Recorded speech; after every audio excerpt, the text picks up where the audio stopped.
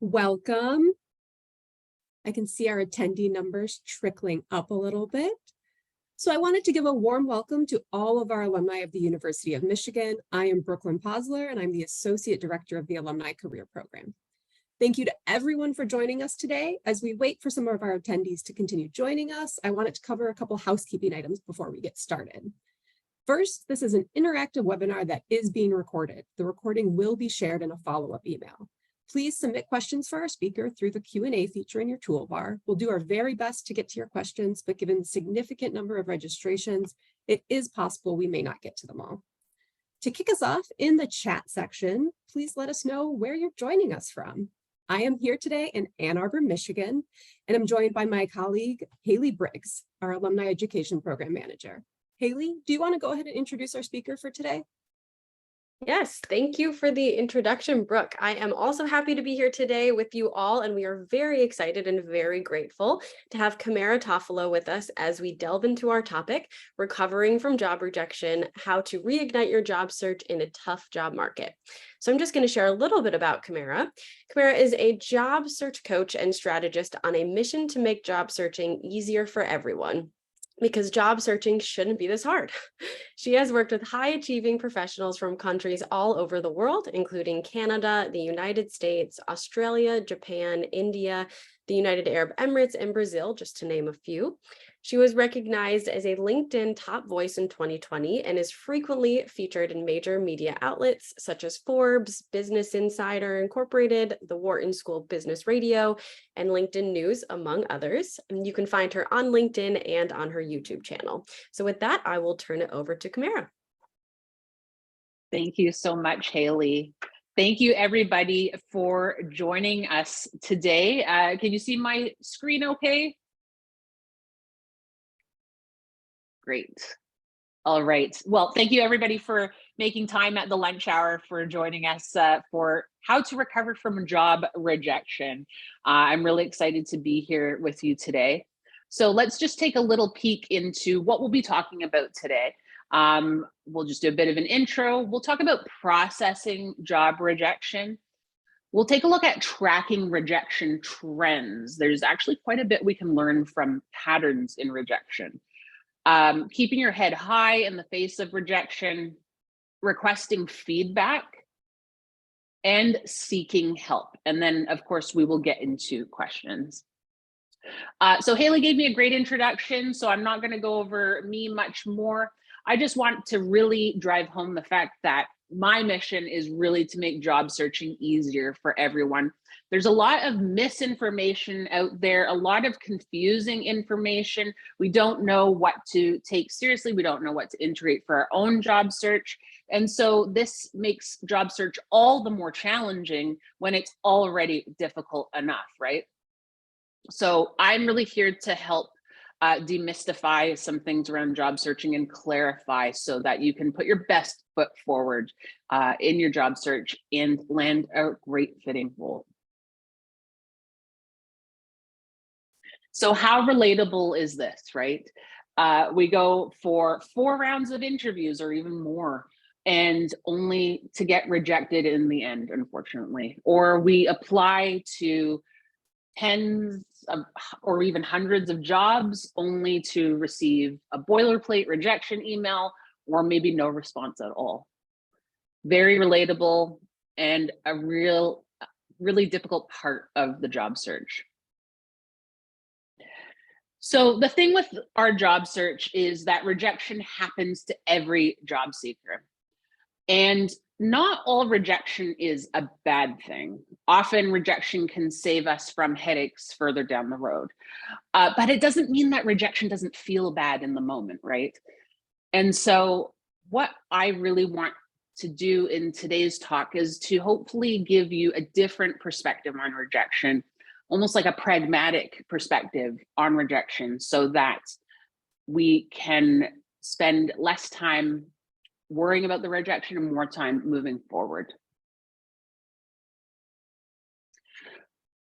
But before we move forward, I want to recommend that when you do encounter rejection in your job search, that you really do take the time to process the emotions that come with it. So rejection is unpleasant and it can be difficult to work through.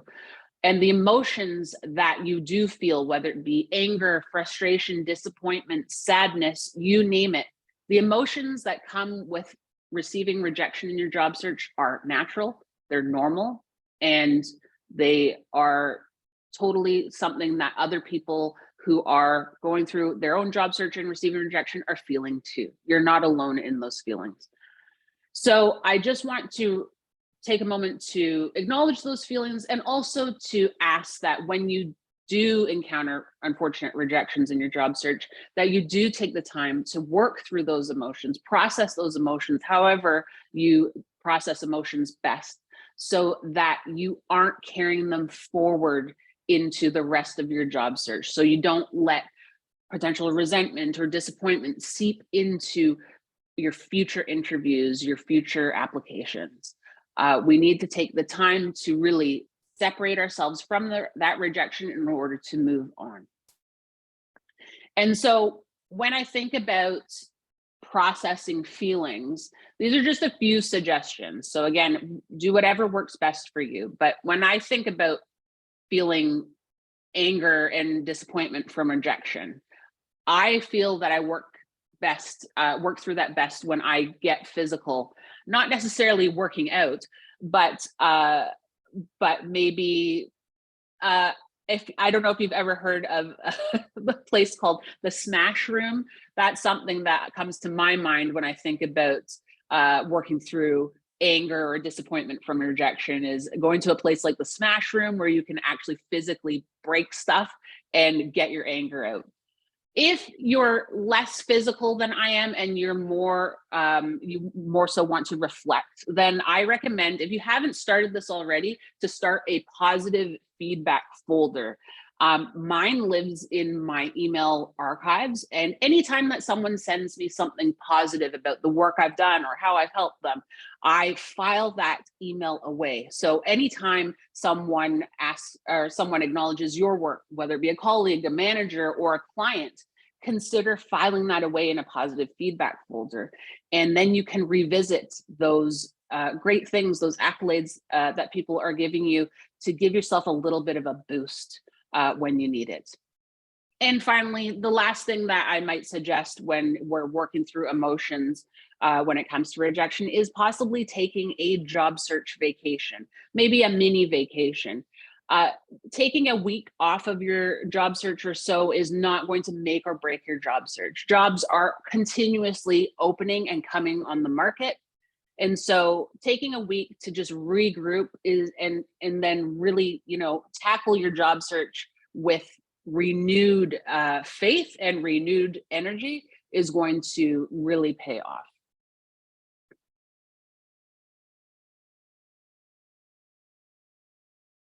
So let's talk about the patterns that I mentioned at the beginning of the resume, or beginning of the resume on the mind, beginning of the presentation. So let's talk about when tracking rejection can give you some really important clues. So as a job seeker, it's really a good idea to track your job applications, where you've applied, when you received a response, if you received a response. But I also recommend tracking at what stage in the application process you may have received a rejection, email or any sort of communication that indicates that you're no longer in the running for the job. These can really, these patterns that we identify can really provide some valuable insights that we can take action on in order to improve our job search strategy. So let's take a look at a few different stages through the application or interviewing process where we might get rejected, and what that might reveal about our job search. So this is the most common type of rejection we might see, is receiving a rejection shortly after submitting your application. So you fill out an application online, you hit submit, and then maybe within a few hours or a few days, you might receive a rejection email. It's typically those boilerplate things like, thank you for submitting your application, but we've decided to proceed with another candidate. So these rejections, although the email reveals very little about the intention behind the rejection. These rejections typically indicate two reasons for the rejection. Either you have a gap in qualifications, or your resume really needs some work in terms of improving and highlighting your qualifications. So how might this look in action? So first of all, I really want to stress that it is absolutely vital for your job search that you identify your target job before you do anything, before you write your resume, before you go for interviews, before you even network. You really want to get very clear on your target job and that you are qualified for your target job. So target job informs everything. It informs what you share on your resume in terms of accomplishments and stories. It informs what you share during interviews, when you're asked for examples of doing certain things and demonstrating certain skills. So your target job cannot be underestimated. And it also helps really make sure that your resume makes sense to the reader so that they can actually envision you in the job that you're applying to. And the other great thing about identifying your target job before you do anything else in your job search is that it means that you will be doing less reinventing of your resume for each job application. So it's probably a familiar feeling to you that you have been writing or rewriting a resume for each job that you applied to. That's a lot of work. When we have identified our target job clearly, that work reduces significantly because we're sharing a lot of the same accomplishments because we are demonstrating or working to demonstrate a lot of the same skills and skill groups across the various job postings for that target job.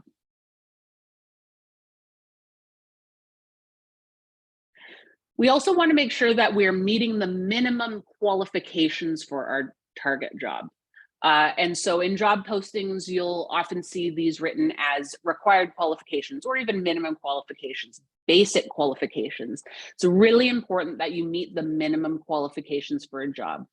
If you don't, you may want to consider upskilling. And depending on your profession, upskilling may mean different things.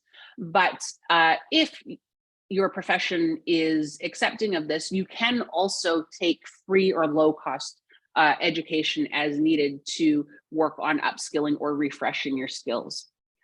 And on your resume, when you're writing your resume, you want to make sure that you're really emphasizing accomplishments, not responsibilities. And the reason for this is because accomplishments focus on results that you've created and then explain how you've achieved, how you created those results. And I have a really extensive couple of videos on my YouTube channel about writing accomplishments and how to go about writing them. And I provide, in one of those videos, I provide almost like a formula for how you want to approach writing accomplishments, which is the bulk or the meat of your resume. So have a look at those when you have a chance.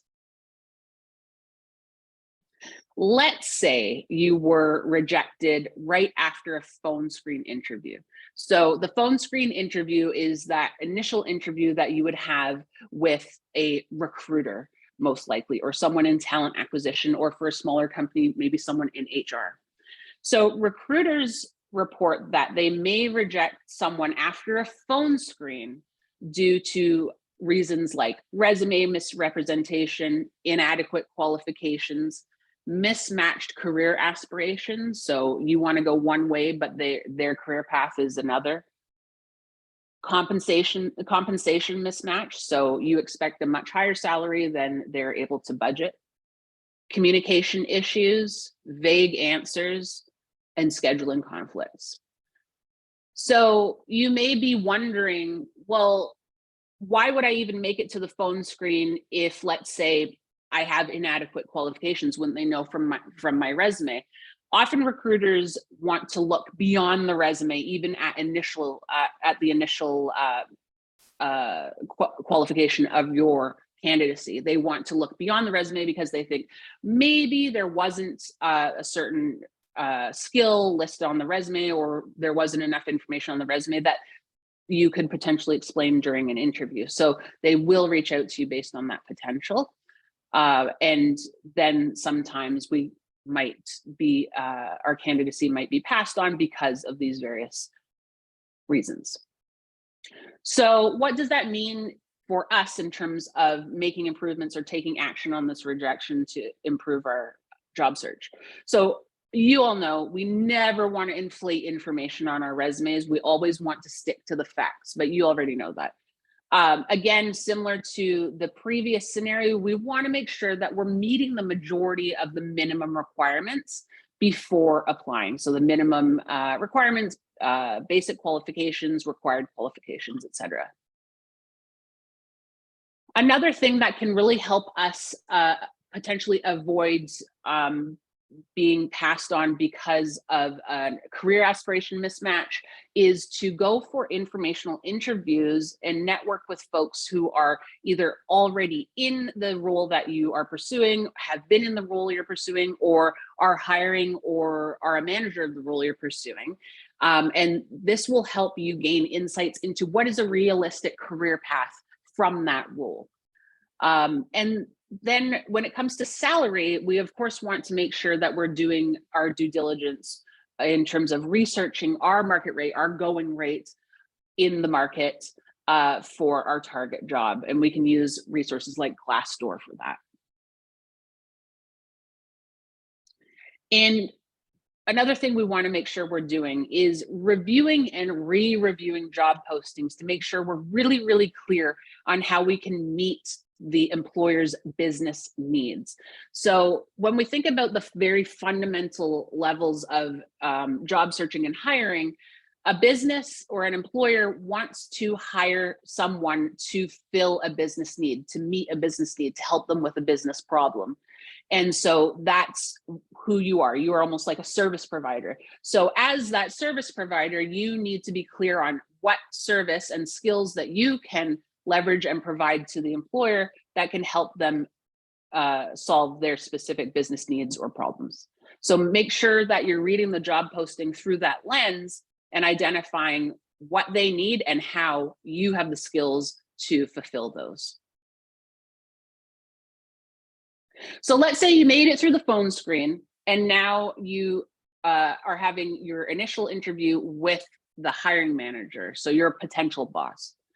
And unfortunately, that's when you were passed on in terms of the process, the hiring process.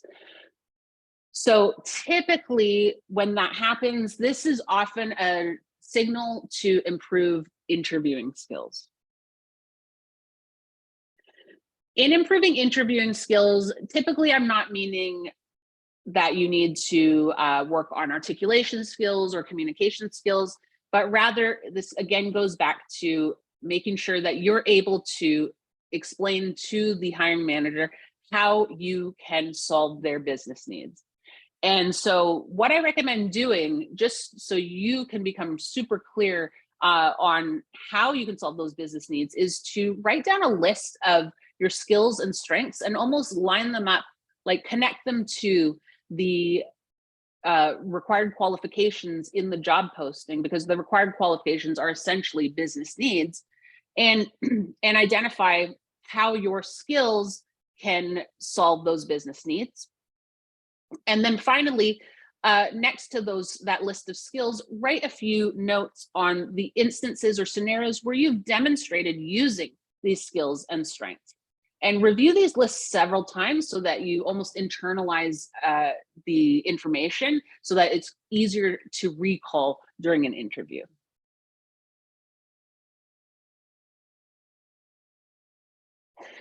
Let's say you made it all the way through and you made it to the final stages of interviewing, but unfortunately, they went with another candidate. So this is typically an indication of a few things that may be out of your control.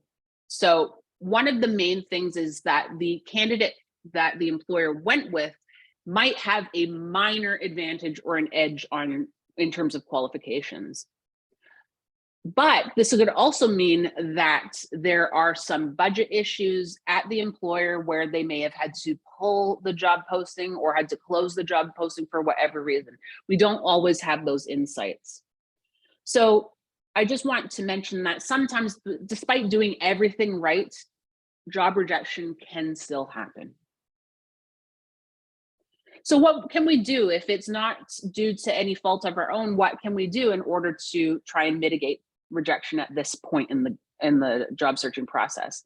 You want to continue applying for your target job. Make sure that you continue applying. And I would recommend also doing more networking if you can. And the networking is really valuable because it will help open more doors for us, but you could also potentially access an employee referral for an open position. And employee referrals are super valuable because it's someone on the inside vouching for you. And so that's what we want to try and aim for when we can. Now let's talk about not getting any response at all. Very frustrating, right? But what does it mean? Is no response a rejection? So ghosting, radio silence, no reply after interview, whatever you want to call it. This is a really bad hiring practice, but it happens a lot, and I'm sure you've all experienced it. And it tends to mean a few different things. It could be that the job is put on hold. It could be that the posting has closed, or it could represent a rejection. So what do we do with this when there's no information? How do we even action this at all? So what I do recommend is to make sure that you're adding a follow-up strategy to your job search strategy. And we'll talk about this more in a bit. And if you've followed up on an application, or if you followed up on an interview and you received no response after that, and after following up maybe a few more times, then I would say it's time to move forward in your job search. I would say that that tends to represent a rejection. So let's talk about follow-ups a little bit. I have thanks for the rejection because I'm about to surprise you with something that I recommend here. So a lot can happen in between your competitor candidate getting a job offer and the job actually starting. And so we always want to make sure that we are remaining memorable in employers' minds. So this is where the follow-ups come into play. I really recommend following up on job applications. So you can send a note to the recruiter after you apply to a job and follow up on the job almost immediately after applying, saying that you did apply and here's a few reasons why, why you think you'd be a good fit for the role. And I have a couple videos on my YouTube channel. One is about actually tracking down a recruiter, and then the other is what you can say in that message to them after applying. So I recommend that you check those out. But then we've got sending follow-ups and thank yous after interviewing. And I have a whole guide on that, which I'll show you in a second. And I really do recommend following up within 24 hours with a thank you after an interview. And then if you're not hearing a response after the date has passed in which the interviewer says they're going to reach out to you, then you can follow up again and then follow up in 1 week increments after that.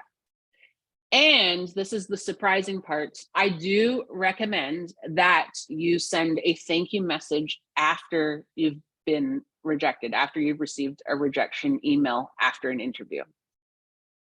Here's my guide. You can grab it on my website. I don't know, Haley or Brooklyn, if you can pop the link in the chat, that would be great. If not, we can provide it later. So yeah, go grab that free guide. I have a bunch of templates in there that will help guide you through writing post-interview thank yous as well as a rejection thank you. So these messages really help you stand out because they're memorable. Most people don't do them even still, even with coaches like myself recommending that you send thank yous, a lot of people don't send thank yous, and so they really do stand out. And so do follow-ups as well. Recruiters are very busy people, and so following up and reminding them of the great conversations you had and the great fit that you are for their open position is really helpful to them. And so again, I just want to remind you, when you are following up on an interview or after an interview, you want to make sure that in that interview you've asked when will I hear of next steps? And you'll be given an approximate date. Once that date has passed, then you're safe to follow up, and then follow up again in 1 week increments after that. So a thing about why even sending a thank you after a rejection is so memorable and helpful is because companies do keep resumes on file. So even if they say no to you, they still have your resume on file. And when another opportunity opens for a role similar to the one that you applied to, they're going to look to their files of who has already expressed interest in that role. It's like low-hanging fruit, right? So they're going to look to those files first before they go out and scour the market. So make sure that you remain memorable and make sure that you have a track record of really great engagement with the hiring team. And while we're following up, while we're saying thank you, even though you rejected me, but thank you, we're going to want to ask for some feedback. And you can really just include a note asking for feedback directly, but don't expect that you will receive feedback in every single instance, because sometimes folks in hiring are worried about sharing too much information or sharing the wrong information and incriminating themselves and ending up looking like discrimination. So you may not get the feedback that you may not get any feedback at all because they're worried about incriminating themselves. So as mentioned, you can ask for the feedback in your thank you message by adding a sentence asking for any insights on your application and how you can work to strengthen your application in the future. It's that simple, and it's that easy to ask for feedback, and you shouldn't hold back from asking for feedback. Any feedback that you are given is a gift. It's not to necessarily be taken as criticism. A person who takes the time to provide you feedback wants to help you. And so make sure that you consider it helpful and not a criticism about you. And then, digest the feedback and take action on it if there is action that you can take. And finally, I want to talk about seeking help. So job rejections, as we've seen, are not always within our control. So there are some services that you can seek where you can get some help. And so for instance, you might want to consider a resume review or resume coaching if you have seen that your resume might be the challenge for you. So a resume review and coaching is a service I offer. There's also interview coaching if you want to work on your interviewing skills. If we go all the way back to when I was talking about target job and you're not sure what your target job is. So maybe you have the feeling of, I want to change, but I really don't know what that change looks like. Or, I really want to leave my current job, but I don't know where I'm leaving to. So that's where a career clarity coach might come in, and they can help you and guide you through identification and exploration of what your target job could be and how your skills will transfer into potentially new roles. If you prefer to go it alone, I can recommend the book UMAP by Kristen Sherry. I'm published in that book. Sorry, just water.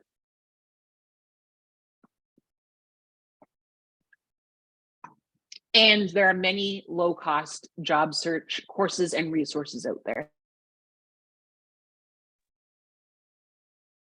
for you to explore. there's actually quite a bit of courses on LinkedIn Learning that you might find helpful as well. So I just want to stress, like, you don't have to go through a difficult job search alone. Help is available. And if you're not sure what help you need, feel free to reach out to me and I can provide you some thoughts on what I would recommend as some next steps for support for you. Just to stress, you're an expert in your profession, not job searching. That's not your area of expertise, and that's okay. So seeking help is efficient for your job search. It's going to help your job search go more smoothly, help you get the maximum kind of ROI out of the time that you invest in your job search. So don't hesitate to reach out for help. And I want to talk about continuing to apply. So I'd recommend, even if you do take a small job search break, that you really continue to keep applying for jobs, to keep kind of the irons in the fire stoking to reduce the potential burn of rejection. And please don't stop job searching until you receive an offer and you've accepted it and you've signed it and sent it back. So many people do kind of a premature celebration when they think they've nailed an interview. And then unfortunately, as we saw earlier, the offer might not come through. So keep job searching until it's a done deal. I really believe that when you are rejected for a job, it's really just one more job, poorly fitting job, I should say, getting out of the way so that you can get closer to the job that is the right fit for you. And just like Ricky Martin's perfectly coiffed hair, there's a lot more bad jobs than there is the right job. And so with the parting of each hair, or the movement of each bad job, poorly fitting job out of the way, you're going to get that much closer to the right one and it will reveal itself. So that's, yeah, wow, we flew through that. So I am happy to start taking questions. Shall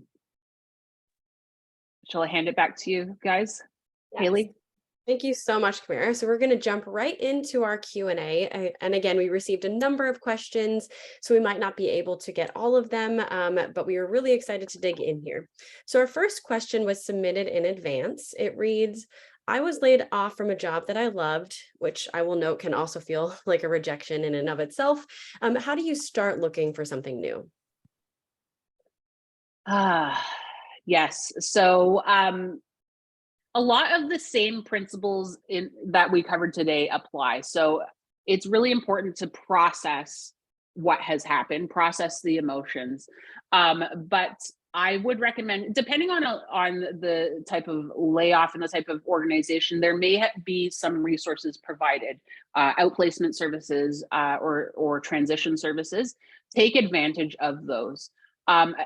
It's really, really vital before we start anything, before we dive into that job search, to identify what we're going after. So maybe it is doing exactly what you did before, and that's fine. If you're very clear on that, then you can start the process of updating your resume, updating your LinkedIn profile, networking and letting people know that you're now available for your next role.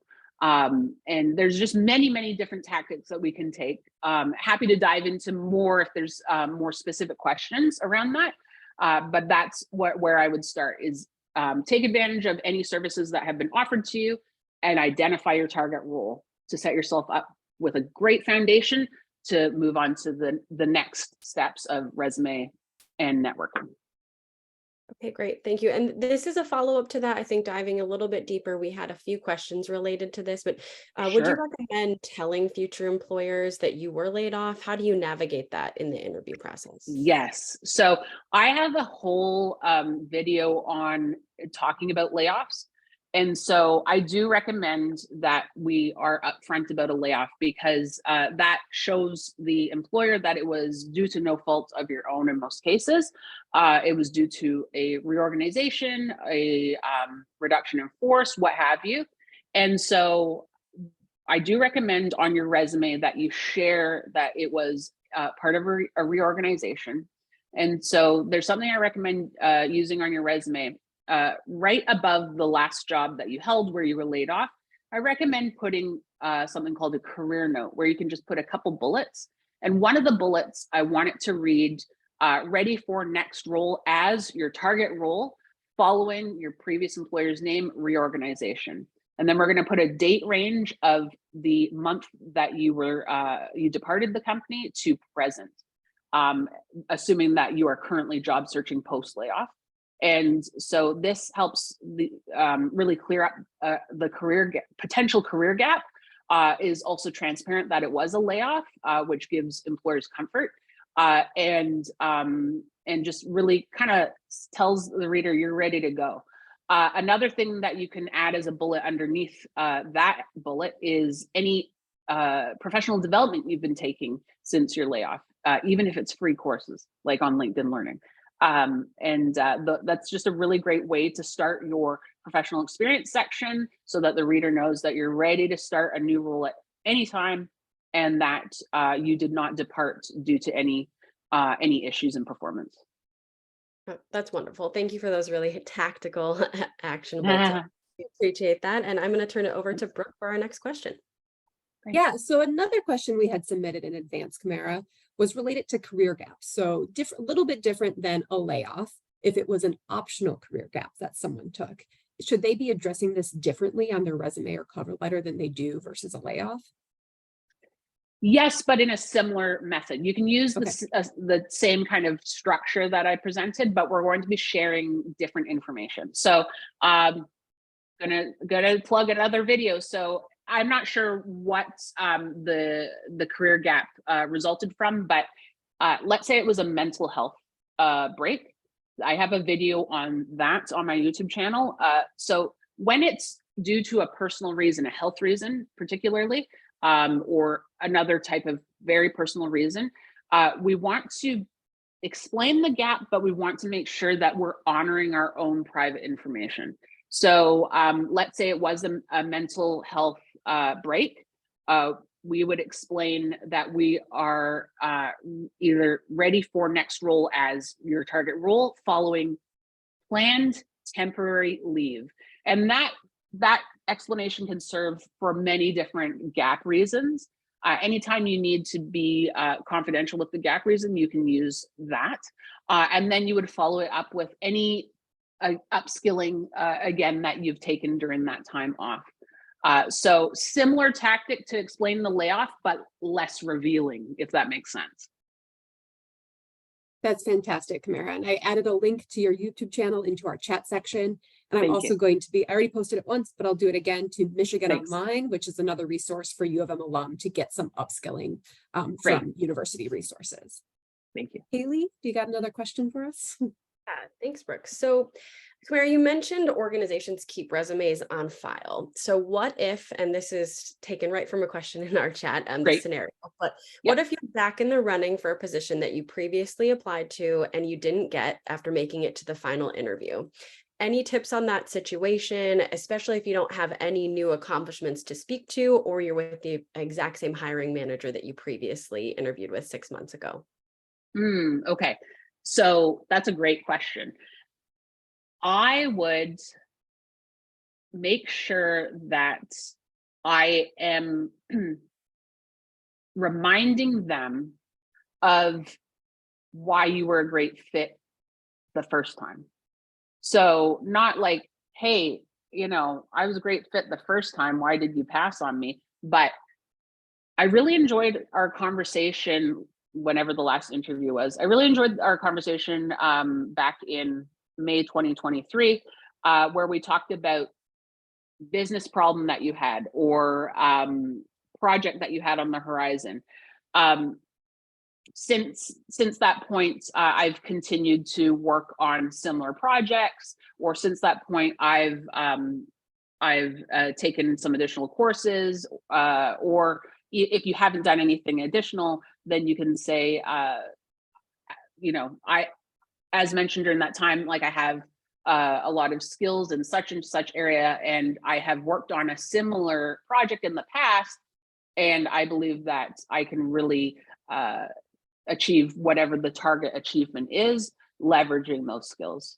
So that, yeah, again, to sum up, I would really just kind of reflect back on what you shared in the first time with that manager, and just kind of remind them why you're a great fit for the role, even if nothing's really changed.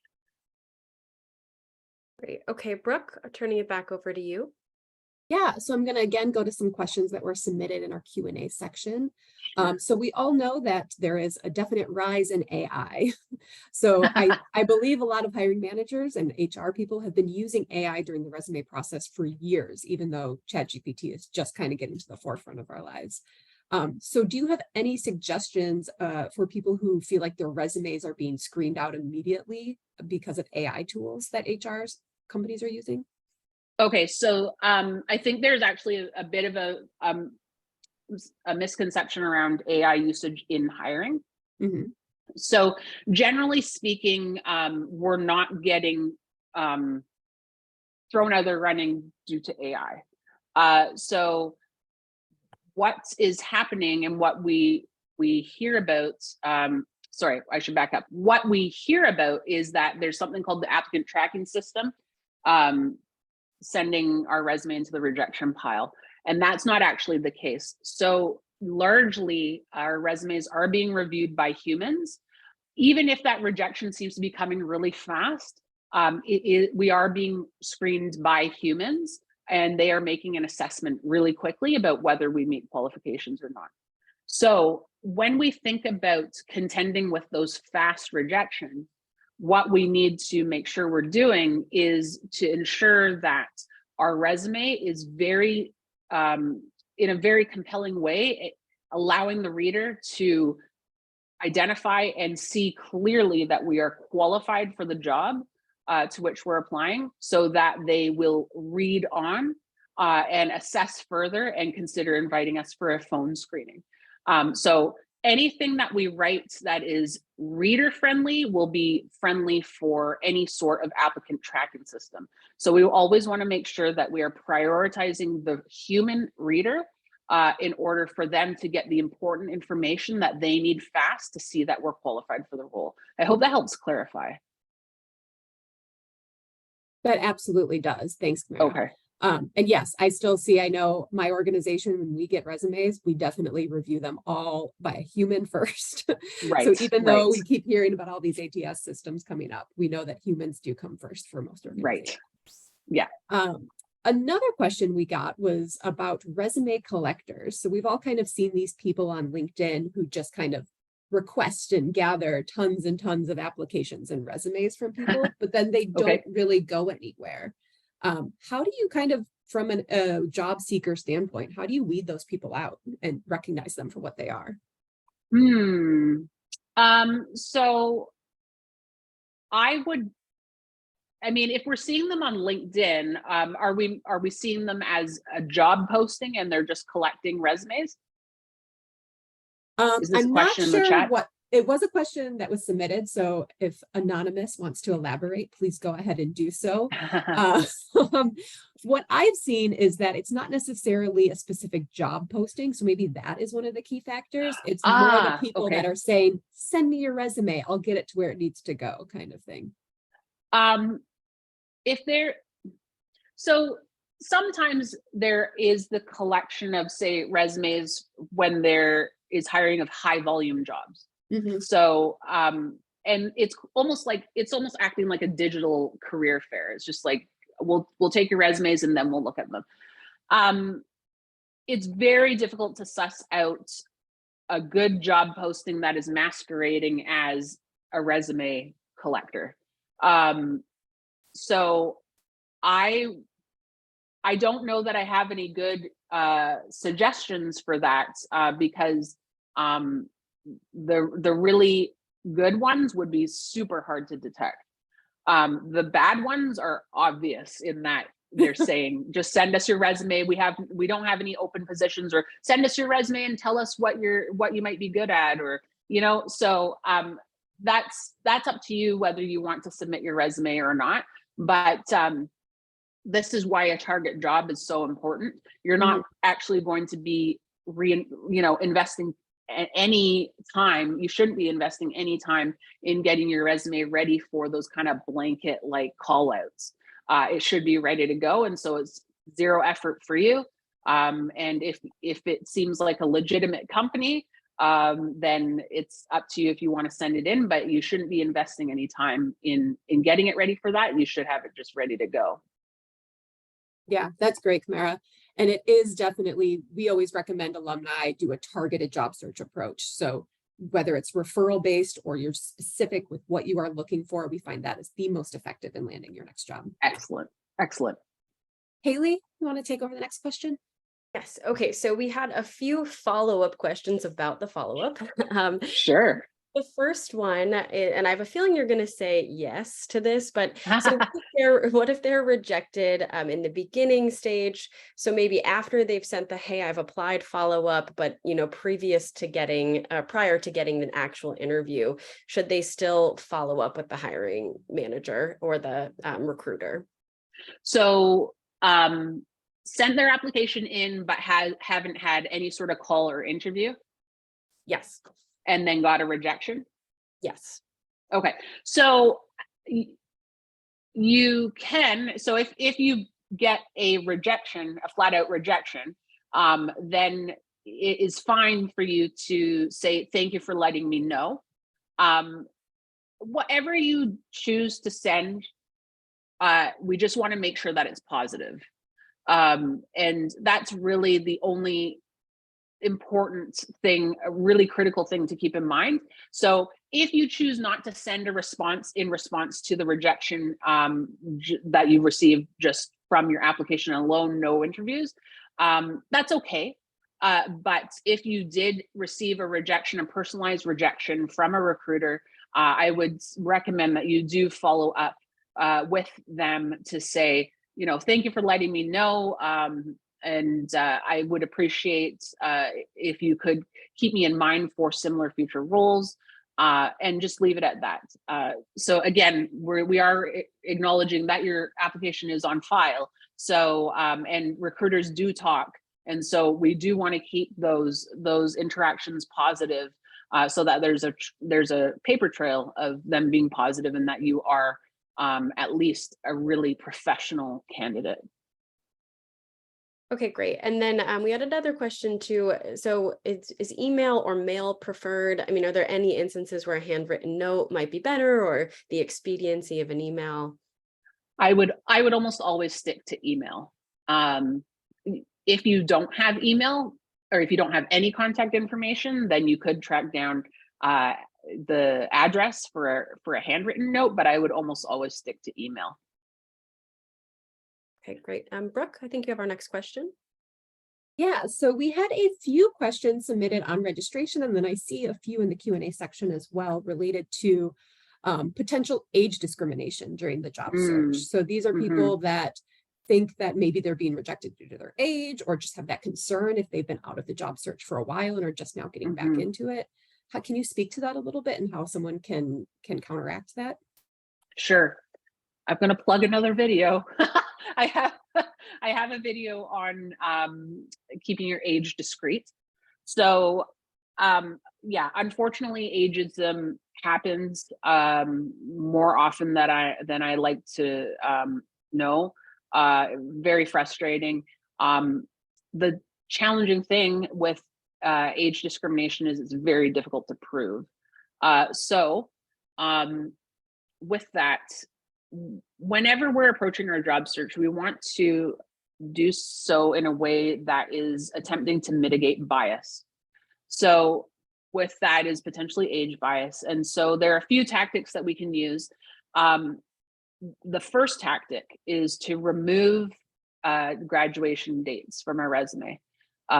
So whenever you graduated from University of Michigan, you would remove that date. So you would include your credential and that you went to University of Michigan, but not include a date, because once we include a date for a credential, immediately the math starts happening. So if you see someone got their undergrad in 2004, then you can immediately do some math and think that they're around like 40.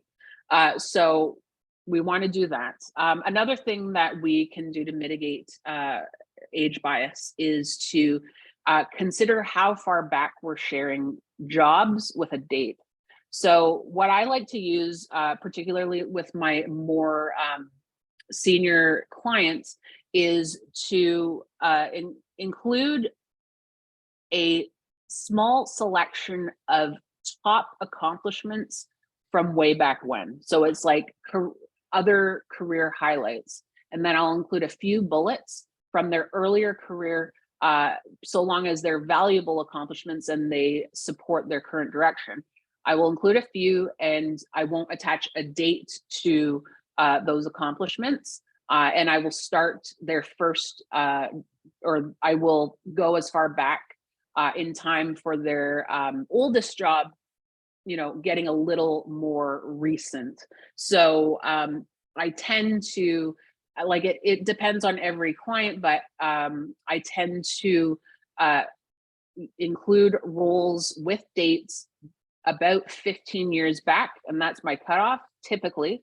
And then I'll include an other career highlights section where I will include a sprinkling or a selection of accomplishments from that earlier part of their career, again, so long as it supports their current direction.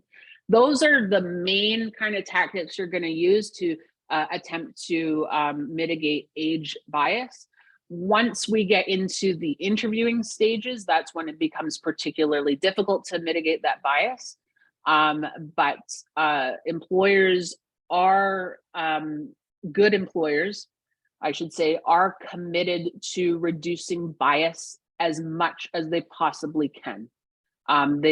People in hiring are constantly going through training to reduce bias. So it's not something that is taken lightly at all. And you can do what you can to mitigate bias, but I wouldn't stress out beyond that. If someone is, if there's a company that is excluding you because of your age, it's not a company that you want to work with anyway. That's very great and very true about it's not a company you want to work with anyways. Right. I just wanted to mention there's one other aspect is, I don't know if this is so much the age, more of like a career change, which can come with age as well. Is we often recommend people use a functional format resume. We all know that reverse chronological with your most recent job at the top of the resume is pretty much the standard, but a functional format is a little bit different and can help to mitigate some of that, especially for the career changers or if you're later stage in your career and doing a little bit of a shift. So I'll link a resource to that, to our resume guide in the chat. But another question that was submitted just into our Q&A section is about using LinkedIn during your job search, and specifically that open to work feature that you can put on where it puts that green ring around your picture. Yeah. Yeah. So what do you think about that? Do you think it's a good thing, a bad thing? I think it's a good thing. So this is an often debated topic on LinkedIn. I used to think differently. I used to discourage use of it.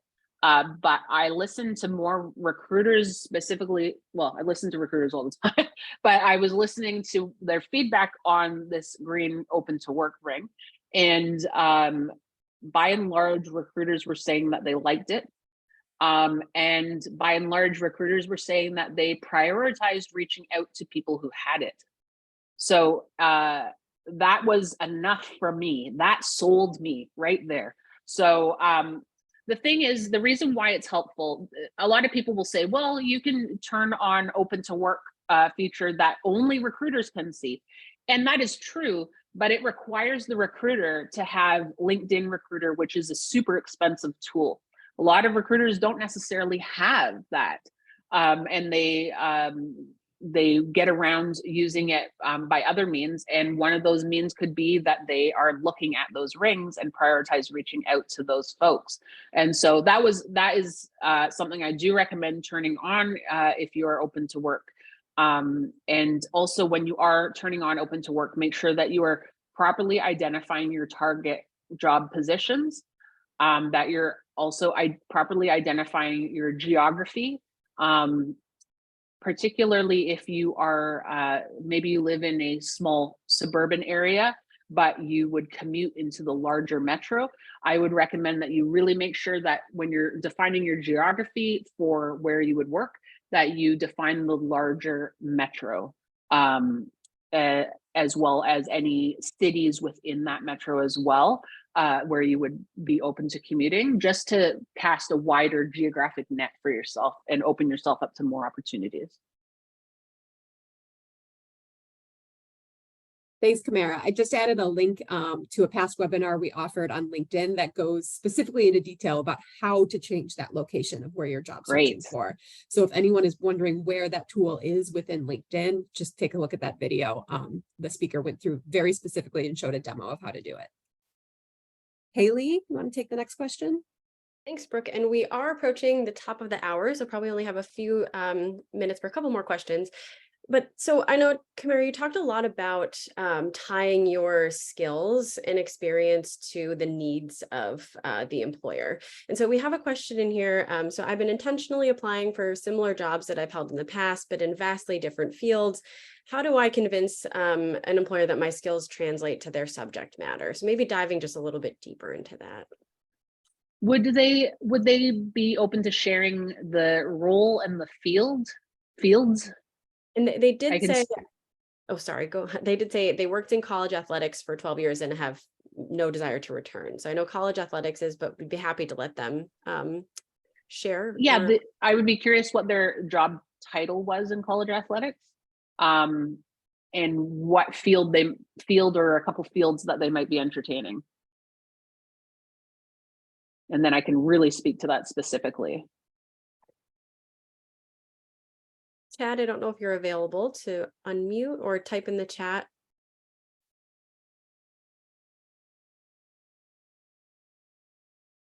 Maybe we'll go on to the next question and then Sure. and chime in. Okay. Oh, communication. Sure. Sorry, he just chimed in. Communication? Communications was the role? Yes. Okay. So we got a little bit more. I'm so sorry. Assistant director. Okay. Assistant director. Looking to associate director or director, and then PR, social branding, marketing, I think is maybe where they're moving. Okay. So PR, social. Okay. We're in college athletics and looking, I presume they're looking at a different field. They're looking at PR as a function, I presume, but in any case, so that's a challenging one. I can't say for certain that you would be excluded because of lack of knowledge of the field. Because if you're in communications, anyone hiring for communications knows that the function is very transferable.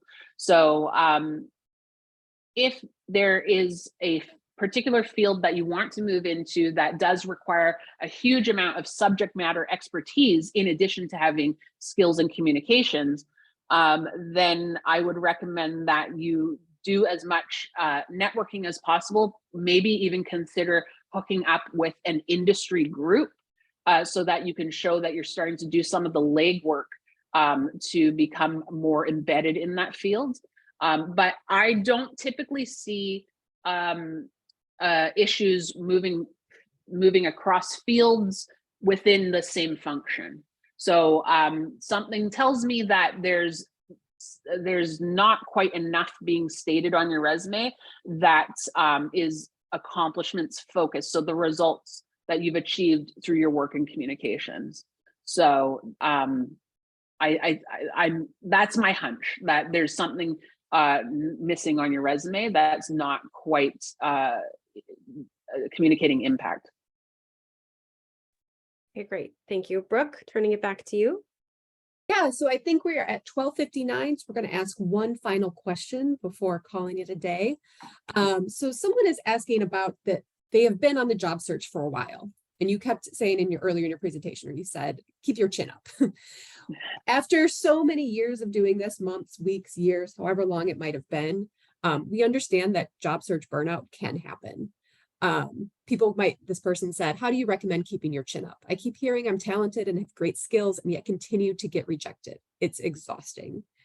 What are some other recommendations or resources you might have for people struggling with burnout in the job search? Yeah, that's a good question. So I think a more pragmatic approach is going to be important here. So I mean, it's nice that people are telling you you're talented and skilled and everything. But really what they need to help you with is putting that on paper. So I suspect that you're running into a resume issue. And I would recommend really getting a second set of eyes on your resume so that you can identify distinctly what might be going wrong. Especially if your job search is stretching out to be close to a year long. But I would recommend also from a self-care perspective, taking mini job search breaks as needed, and spending more time focusing on developing aspects of yourself that will help you progress in your career. So maybe focusing on professional development rather than just being entirely focused on the job search. So taking a few low cost or free courses just to continue building your skills while you continue the job search, or maybe take a short break from your job search. We don't, actual applying for jobs is only one part of your job search. There's other things that you can do that may not be as draining for you. So really identify what those are, and that will keep the momentum going so you can do less of what is draining. I hope that helps. That helps a lot. Thanks, Kamara. I'm going to turn it over to Haley. Great. Thank you, Brooke. So I know we're at the top of the hour. I know we had so many great questions that came through our Q&A and the chat. We encourage you to look at the resources that we're sharing out, because we do believe that will answer a lot of your questions. We have links to the slides and resources Brooke is going to pop in, and a lot of Kamara's videos. So just again, extending a genuine thank you to Kamara for being with us today. Please also check out her YouTube channel, her LinkedIn, her website to learn more. Thank you again for your time, your expertise, and giving back to the University of Michigan community. We are so grateful.